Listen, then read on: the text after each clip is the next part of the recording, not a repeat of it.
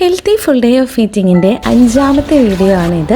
ബ്രേക്ക്ഫാസ്റ്റിന് ഞാൻ മുട്ട പുഴുങ്ങിയതും സ്വീറ്റ് പൊട്ടറ്റോ ആണ് എടുത്തിട്ടുണ്ടായിരുന്നത്. ഞങ്ങൾ 2 പേരാണുള്ളത്. ഒരാൾക്ക് 2 മുട്ട വെച്ച് ഞാൻ 4 മുട്ട എടുത്തിട്ടുണ്ട്. അതേപോലെ തന്നെ നല്ല മധുരമുള്ള സ്വീറ്റ് പൊട്ടറ്റോയും കൂടെ എടുത്തിട്ടുണ്ടായിരുന്നു.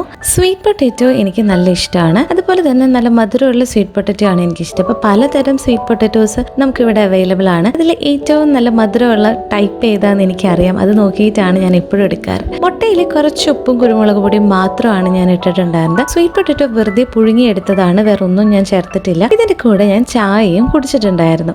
ഇന്ന് കുറച്ച് മടിയുള്ള ദിവസമൊക്കെ ആയിരുന്നു. ഇന്ന് എഴുന്നേറ്റ് കുറച്ച് ലേറ്റ് ഒക്കെ ആയി. അപ്പൊ ബ്രേക്ക്ഫാസ്റ്റ് കാര്യമായിട്ട് കുക്ക് ചെയ്യാനുള്ളൊരു ടൈമും മൂഡൊന്നും ഉണ്ടായിരുന്നില്ല. അതുകൊണ്ട് വളരെ ക്വിക്കായിട്ടുള്ള ഒരു ബ്രേക്ക്ഫാസ്റ്റ് ആണ് കഴിച്ചിട്ടുണ്ടായിരുന്നത്.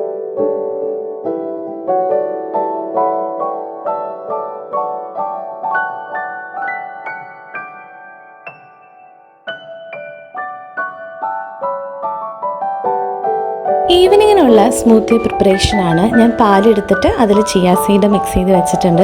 പിന്നെ കുറച്ച് പാലിൽ ഞാൻ ഈത്തപ്പഴം മിക്സ് ചെയ്ത് വെച്ചിട്ടുണ്ട്. ഇത് മിക്സ് ചെയ്ത് വെക്കേണ്ട ആവശ്യം ഇപ്പം ഇല്ല. ഈവനിങ് ആകുമ്പം നമ്മളത് മിക്സിയിൽ അടിക്കുന്ന സമയത്ത് അതിൽ ഈത്തപ്പഴം ഇട്ടാലും മതി. പക്ഷെ ഞാൻ എളുപ്പപ്പണിക്ക് എല്ലാം സെറ്റ് ചെയ്ത് വെച്ചാൽ അപ്പം എടുത്ത് ജസ്റ്റ് ഒന്ന് മിക്സ് ചെയ്താൽ മതിയല്ലോ. പിന്നെ കുറച്ച് നട്ട്സും വെള്ളം ഒഴിച്ച് വെച്ചിട്ടുണ്ട്.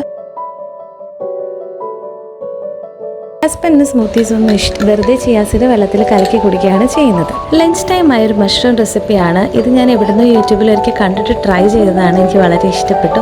ബംഗാളിയോ അങ്ങനെ എന്തോ ഒരു വേറെ ഡിഫറെൻറ്റ് ഓഫ് അത് നോർത്ത് ഇന്ത്യനോ അങ്ങനെ എന്തോ ഒരു റെസിപ്പി ആയിരുന്നു. ഇതിൽ വെളുത്തുള്ളിയും കാഷ്യൂസും വറ്റൽമുളകുമാണ് എടുത്തിട്ടുണ്ടായിരുന്നത്. പിന്നെ മത്തങ്ങ ചപ്പാത്തി ഉണ്ടാക്കാൻ വേണ്ടി മത്തങ്ങ ഞാൻ അവിടെ ഉപ്പിട്ട് വേവിക്കുന്നുണ്ടായിരുന്നു. അതേപോലെ തന്നെ പിന്നെ നമുക്കിതിൻ്റെ അകത്തോട്ട് വേണ്ടത് വാളംപുള്ളി പിഴിഞ്ഞതിൻ്റെ വെള്ളം എടുത്തിട്ടുണ്ടായിരുന്നു. അതേപോലെ തന്നെ ഇത് ഷുഗർ കെയിൻ പൗഡറാണ്. കരിമ്പ് പൊടിയെന്നോ ജാഗിരിന്നോ അങ്ങനെ എന്താണ് പറയാൻ എനിക്കറിയില്ല. ഷുഗർ കെയിൻ പൗഡറാണത്. അതും കൂടെ ഞാൻ എടുത്തിട്ടുണ്ടായിരുന്നു. ഇത്രയാണ് അതിൻ്റെ അകത്ത് വേണ്ടത്. ഇനി അത് നമ്മൾ മിക്സിയിൽ അരച്ചെടുക്കുകയാണ് വേണ്ടത്. പിന്നെ മഷ്റൂംസ് വേണം. സോ മഷ്റൂംസ് ഞാനിവിടെ എടുത്തിട്ടുണ്ട്. അത് ഞാൻ മിക്സിയിൽ അരച്ചെടുത്തു. മഷ്റൂംസ് കുറച്ച് ബട്ടറിൻ്റെ അകത്ത് നമ്മൾ സോട്ട് ചെയ്യുകയാണ് ചെയ്യുന്നത്. അതിലോട്ട് ഈ ഒരു മിക്സ് നമ്മൾ ഒഴിക്കുകയാണ് ഞാൻ ചെയ്തിട്ടുള്ളത്. ഇനി ഇതിലോട്ട് കുറച്ച് പൊടികൾ വേണം.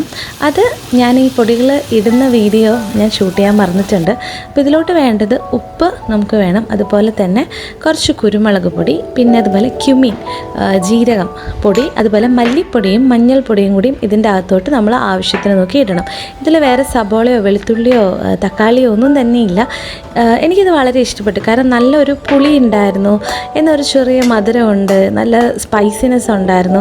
അങ്ങനെ എല്ലാം കൂടിയിട്ടുള്ള ഒരു കറിയായിരുന്നു. അത് എനിക്ക് ഇഷ്ടപ്പെട്ടു കേട്ടോ. പിന്നെ മത്തങ്ങ വെറുതെ ഉപ്പൊക്കെ ഇട്ട് നമ്മൾ വേവിച്ച മത്തങ്ങയ്ക്കകത്ത് ആട്ടപ്പൊടി ഇട്ട് കുഴച്ചെടുക്കുന്നതാണ് മത്തങ്ങ ചപ്പാത്തി.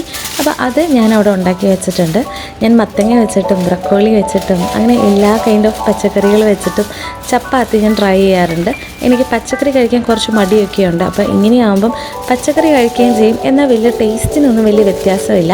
മത്തങ്ങ ചപ്പാത്തി കുറച്ചും കൂടി നല്ലതായിട്ട് എനിക്ക് തോന്നി. കാരണം മത്തങ്ങയ്ക്ക് ഒരു ചെറിയൊരു മധുരമുണ്ട്. അപ്പോൾ എനിക്ക് മധുരം പുളിയൊക്കെ ഭയങ്കര ഇഷ്ടമായതുകൊണ്ട് എനിക്കെന്തോ മത്തങ്ങ ചപ്പാത്തി നല്ല ഇഷ്ടമായിട്ട് തോന്നി.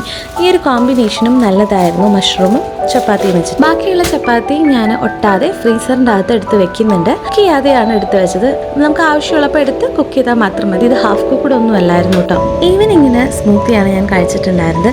നല്ല ഇടിവെട്ട് മഴയൊക്കെ ഉള്ളൊരു ദിവസമായിരുന്നു കേട്ടോ. അപ്പോൾ എടുത്ത് വെച്ചതെല്ലാം കൂടി മിക്സിയിൽ അരച്ച് ചിയാ സീഡിൻ്റെ ആ ഒരു മിക്സിയിലോട്ടിട്ട് സ്മൂത്തി ഞാൻ കുടിച്ചു. നല്ല മഴയൊക്കെ കണ്ടുകൊണ്ട് നല്ല ഇടിവെട്ടൊക്കെ കണ്ടുകൊണ്ട് ഞാനത് കഴിച്ചു. ഈ ഡിന്നറിലോട്ടുള്ള പ്രിപ്പറേഷനും ഞാൻ സ്റ്റാർട്ട് ചെയ്തിട്ടുണ്ടായിരുന്നു. അപ്പോൾ അതിന് ഞാൻ ചിക്കനാണ് എടുത്തിട്ടുണ്ടായിരുന്നത്. ചിക്കൻ എയർ ഫ്രൈ ചെയ്യുന്നതാണ്. അതിൽ മുളക് പൊടി, മല്ലിപ്പൊടി, കുറച്ച് ഗരം മസാലപ്പൊടി, അതുപോലെ തന്നെ ഉപ്പ്, ഒലീവ് ഓയിൽ, വിനാഗിരി, ആവശ്യമുള്ള എല്ലാ സ്പൈസസും ഞാൻ ഇടുന്നുണ്ട്. ചിലപ്പോൾ ഞാൻ ഒറിഗാനോ ഇടാറുണ്ട്, മിക്സ്ഡ് ഹെർബ്സ് ഒക്കെ ഇട്ട്. അതിനുശേഷം ഇത് ഞാൻ ജസ്റ്റ് ഒന്ന് എയർ ഫ്രൈ ചെയ്ത് എടുത്തതാണ്. ഇതിൻ്റെ അകത്ത് ചെറിയ ചെറിയ പീസസ് ആക്കി ഞാൻ വെച്ചിട്ടുണ്ട്. അത് എനിക്ക് സാലഡിൽ മിക്സ് ചെയ്യാനാണ്. വലിയ പീസസായി വെച്ചിട്ടുണ്ട്. ഹസ്ബൻഡിന് അത് മിക്സ് ചെയ്യാതെ ആണ് ഇഷ്ടം.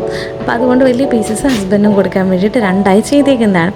പച്ചക്കറി അതുപോലെ തന്നെ സെയിം വെജിറ്റബിൾസ് ആണ് എടുക്കുന്നത്. പക്ഷേ 2 ആളുടെയും സാലഡിൻ്റെ മിക്സ് വേറെയാണ്. ഹസ്ബൻഡ് ഹസ്ബൻഡിന് കുറച്ച് ഉപ്പും ചെറുനാരങ്ങ നീരും പെപ്പർ പൗഡർ മാത്രമാണ് ഇഷ്ടം. എനിക്ക് കുറച്ച് സോസിയൊക്കെ ഇഷ്ടമാണ്. അപ്പം ഹസ്ബൻഡിനുള്ളത് വേറെ തന്നെ വെച്ചു. പിക്കിൾ കുക്കുംബറും ഞാൻ എടുത്തിട്ടുണ്ടായിരുന്നു. പിന്നെ ഞാൻ കുറച്ച് ഹോട്ട് ആൻഡ് സ്പൈസി ഒരു സോസ് അതിൻ്റെ അകത്ത് ഒഴിച്ചിട്ടുണ്ടായിരുന്നു. അപ്പോൾ എനിക്കുള്ളതിൽ ഞാൻ കുഞ്ഞു കുഞ്ഞു പീസസ് പറക്കി ഇടുന്നതാണ്. ഹസ്ബൻഡിന് വലിയ പീസസാണ് കൊടുക്കുന്നത്, മിക്സ് ചെയ്യുന്നില്ല. സെപ്പറേറ്റ് ആയിട്ട് വെജിറ്റബിൾ സാലഡും ചിക്കനും അങ്ങനെയാണ് ഇഷ്ടം. ഹസ്ബൻഡ് ഒരുപാട് സോസും കാര്യങ്ങളൊന്നും താല്പര്യമില്ല. എനിക്കാണെങ്കിൽ ഇതൊക്കെയാണ് ഇഷ്ടം.